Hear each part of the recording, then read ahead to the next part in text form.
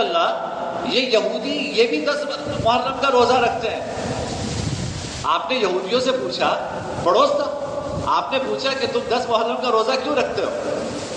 تو یہودیوں نے کہا کہ ہم 10 محرم کا روزہ اس لیے رکھتے ہیں کہ یہ وہ 10 محرم وہ تاریخ ہے جب بنو اسرائیل کو فرعون سے نجات ملی.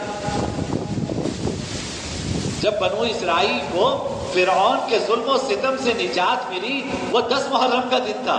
ہم شکرانے کے طور پر 10 محرم کا روزہ رکھتے ہیں. تو جناب نبی کریم صلی اللہ علیہ وسلم نے فرمایا کہ اگر یہ بات ہے تو ہم بھی رکھیں گے، کیونکہ حضرت موسیٰ علیہ السلام صرف تمہارے نبی نہیں ہیں، ہمارے بھی نبی ہیں. اگر اللہ تعالیٰ نے ان کو فرعون کے ظلم و ستم سے نجات عطا فرمائی تھی اور اس کے شکرانے میں تم روزہ رکھتے ہو تو اس کے شکرانے میں ہم بھی روزہ رکھیں گے.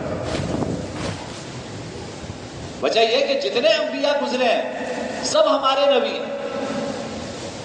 آخری نبی جناب نبی کریم سرور دو عالم صلی اللہ علیہ وسلم.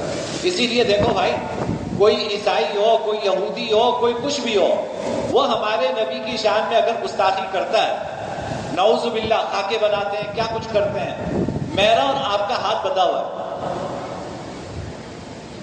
اگر ہمارا یہ ہاتھ بندھا ہوا نہ ہوتا تو جس